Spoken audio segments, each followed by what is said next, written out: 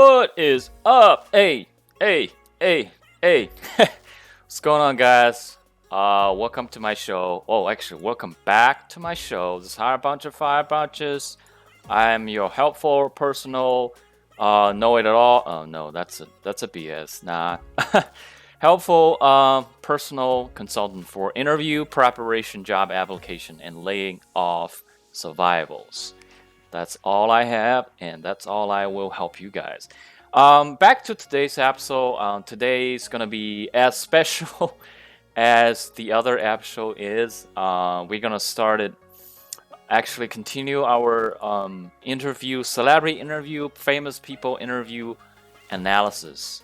And today we actually have two giants clashing in a podcast hosted by the famous Joe Rogan. Well, I don't know where you guys are right now when you're watching the video, but basically for Americans like me, these two guys are really like top-notch guys in their industry or in their manosphere. Oops, did I say that? Zuckerberg, everybody who's using Facebook know that he's a CEO. He was CEO of Facebook. Now I think it's overall in charge for Facebook and Meta. And Joe Rogan, he started the podcast making some non-mainstream, that's what they call non-mainstream content.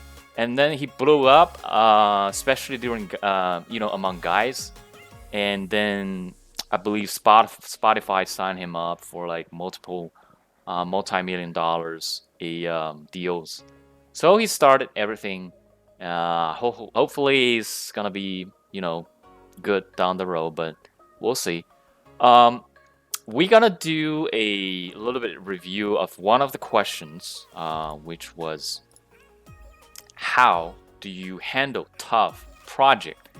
This question actually was asked by Joe Rogan to Mark Zuckerberg as CEO, as a person in charge for the platform.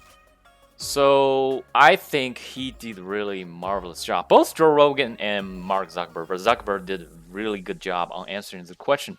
And that's specifically what I want you guys to listen and learn for today's episode. So let's get it started. Right to the chase. I'm gonna do a little bit backgrounds here. All right, you got when we take down him. something that. So let's get to the question right now. Alright, I'm gonna fast forward a little bit. Okay, let's go. Not just like one private company that's making decisions even about what just happens on our platform. How do you guys handle things when they're a big news item that's controversial? Like there was a lot of attention on Twitter during the election because of the Hunter Biden laptop story. Yeah, so you guys. Yeah, pay attention to the question. He was asking, how do you handle controversy or tough situation on Facebook? Censored that as well. So we took a different path than Twitter. Basically the background here is the FBI, I think, basically came to us, some folks on our team. It was like, hey, just so you know, like you should be on high alert. We thought there was a lot of Russian propaganda in the 2016 election. We have it on notice that basically there's about to be some kind of dump of that's similar to that. So just be vigilant. So our protocol is different from Twitter's. What Twitter pay attention to that point did is they said you can't share this at all. We didn't do that. What we do is we have. If something is reported to us as potentially misinformation, important misinformation, we also have this third-party fact-checking program because we don't want to be deciding what's true and false. And for I think it was 5 or 7 days when it was basically being determined whether it was false, the distribution on Facebook was decreased, but people were still allowed to share it. So you could still share it, you could still consume it. When you say the distribution is decreased, it got shared. How does that work? It basically, the ranking in newsfeed was a little bit less. So fewer people saw it than would have otherwise. So it definitely. By what percentage? I don't know off the top of my head, but it's meaningful. But basically, a lot of people were still able to share it. We got a lot of complaints that was the case. Obviously this is a hyper-political issue, so depending on what side of the political spectrum, you either think we didn't censor it enough or censored it way too much. But we weren't sort of as black and white about it as Twitter. We just kind of thought, hey, look, if the FBI, which I still view as a legitimate institution in this country, it's professional law enforcement, they come to us and tell us that we need to be on guard about something, then I want to take that seriously. Did they specifically say you need to be on guard about that story? No, I don't remember if it was that specifically, but it basically fit the pattern. When something like that turns out to be real, is there regret for not having it evenly distributed and for throttling the distribution of That's a sharp question. that story? What do you mean evenly distributed? I mean, evenly in that it's not suppressed. It's not. Yeah. I mean, it sucks. Yeah. Yeah, I mean, because then it turned out after the fact, I mean, the fact checkers looked into it. No one was able to say it was false, right? So basically, it had this period where it was getting list distribution.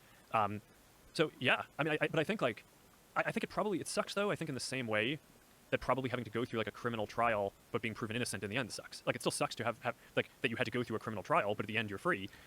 So it's I don't know if the answer would have been don't do anything or don't have any process. I think the process was pretty reasonable. You know, we still let people share it, but obviously you don't want situations like that. But it's certainly much more reasonable than. All right, so that's pretty much that question. I don't know how deep you guys want to dig into that question, but pretty much I want to show you guys how Mark Zuckerberg, he used a little bit of strategy right here to answer this question, and the strategy is actually what I want to talk about today. So basically, let's go back to the scene. Pretty much, that's he was talking about, okay, how do we handle the controversial posts as Facebook? And it was a question by Joe Rogan, and he was really like, he did a smart strategy. First, do you guys remember what he said? He said, we did different from Twitter. So he laid the ground, talking about how the other competitors did it, or complete the task or whatever. And then he said, okay, but we did it differently, and here's what we did, and which is better. Pretty much he's comparing what they did with what Twitter's how they did it. Pretty much Twitter just block everything, but Facebook have it ranking down the distribution per what he said, and blah blah blah.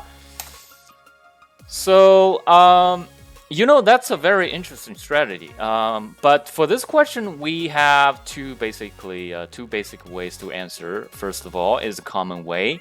You pretty much cut to the chase. That's what I said. Cut to the chase. Tell the interviewer that how did you face the issues. You calm down yourself, or you're not panic, and then you look for the solution per your skill sets, which you put down on the resume and job application. But it's also matching the job description, right? Right? That's what you did, right?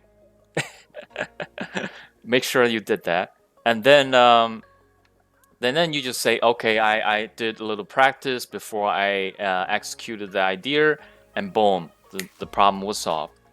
But also don't forget to put some example to support that.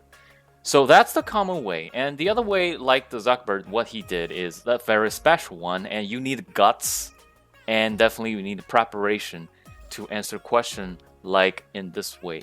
Pretty much you lay the ground and you're telling the interviewer how the others did, how your coworker did, how the previous person in that position did it, but it's okay. However, I had my own way throughout a very completed, very full-framed, very prepared strategy in order to solve that problem, and it was better. How is that possible? Throw some examples. So that's gonna give the interviewer some contrast, right? He thought, well, first of all, okay, the example you gave to me that the other co-workers, the other people before you did was okay. So what's next? You tell them that your own story in a different way you did it and solve the problem better. Yeah, that's like racing cars, and you make big turns to the others racers. So that's that's very interesting. That's very interesting question, and I think the answers could be normal ones. You want to play safe, you play safe, but you prepare like we're doing right now. You have your own story that is special but better than the common ways to answer this question. Then you do it. Hey man, just like I said, I mean, a lot of interview questions are open-ended. There's no right or wrong answer as long as it fits what? The requirement of the job, what the interviewer is looking for, and your skill sets and experience. So guys, hey, look, I hope you guys like this episode. Hopefully you find it helpful, but comments if you like or don't like. and subscribe and share. Like I always say, I'll see you when I see you in the next episode. Peace out.